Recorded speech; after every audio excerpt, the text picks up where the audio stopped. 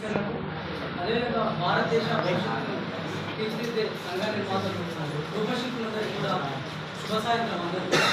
So మీరు already Ramanna మాట్లాడారు. ఒక 2 నుంచి 3 నిమిషాలు సెంటెన్స్ వాడడానికి కావాలండి. సో ప్రాబ్లమ్స్ అంటే గుంపులు అంటే ప్రాబ్లమ్స్.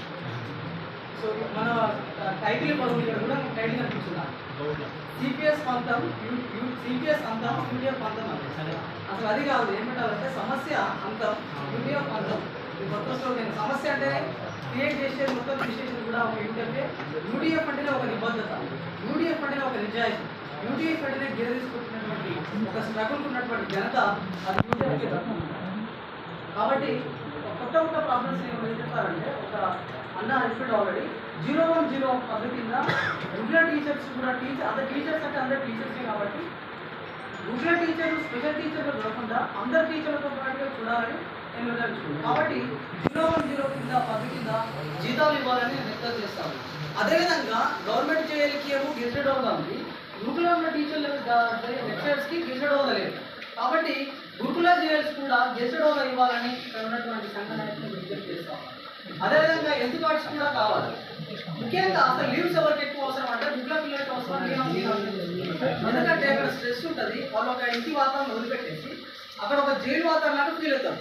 నిజంగా సెలవులు ఇవ్వాలంటే ఒక గుడ్ల పిల్లలకి ఎక్కువ సెలవులు ఇవ్వాలి. సో జనరల్ స్కూల్ పిల్లలకి సెలవులు ఇవ్వదని అనట్లేదు, కానీ ఎక్కువ సెలవులు ఇవ్వాలంటే నిజంగా గుడ్ల పిల్లలకి ఇవ్వాలి. సెకండ్ సాటర్డే సెలవు కాబట్టి సెకండ్ సాటర్డే కూడా సెలవు ఇవ్వాలని పోరాటం చేయాలి. అదేవిధంగా రీసెంట్గా ఒక సర్క్యులర్ వచ్చింది. లాస్ట్ 28 రోజులు సర్క్యులర్ వచ్చింది. గురుకులాల్లో ఒక్కొక్క టీచర్ ఒక నైట్ కేర్లో 3 టీచర్లు ఉండాలి. సో ఉన్నదే 16 మంది ఉన్నాం. అందులో 3 టీచర్లు ఒకరోజు పంపితే వారానికి 3-4 సార్లు అక్కడే ఉండాల్సి వస్తుంది. సో ఫ్యామిలీకి ఎక్కడ టైం ఉంది ఇప్పుడు చెప్పండి. ఫ్యామిలీకి టైం లేదు, సంఘానికి కూడా టైం లేదు, సమాజానికి కూడా టైం లేదు. కాబట్టి ఈ సర్క్యులర్ తిప్పుకోవడాలని మీడియా వాళ్ళందరికీ నేను చెప్తా ఉన్నాను. అదేవిధంగా టెట్ విషయంలో కూడా మన ఆరోగ్య పోరాటం చేస్తున్నాం. ఏ విధంగా టెట్ పోరాటం చేస్తున్నాం. గురుకులాల్లో ఉన్నటువంటి అన్ని సమస్యలు మనందరం సంఘటితంగా పోరాడాలని నేను కోరుతా ఉన్నాను. అదేవిధంగా ముఖ్యంగా టైం టేబుల్ విషయంలో తప్పకుండా దీనిపై గట్టిగా మనం పోరాటం చేయాలి. సాధించేంత వరకు పోరాటం చేయాలి. టైమింగ్స్ కొద్దిగా పోవడం వల్ల చాలా మంది యాక్సిడెంట్స్ పోయేది మన గురుకుల టీచర్స్. కాబట్టి యాక్సిడెంట్స్ గుర్తుకోవడం కాదు, 1-2 నిమిషాలు కూడా తేడా లేదు. కాబట్టి ముఖ్యంగా ఈ టైం టేబుల్ చేంజ్ చేయాలి, హెల్త్ కార్డ్స్ ఇవ్వాలి. సో ఇవన్నీ సమస్యలు చాలా ఉన్నాయి. సమస్యలు అంటే గురుకుల సమస్యలు.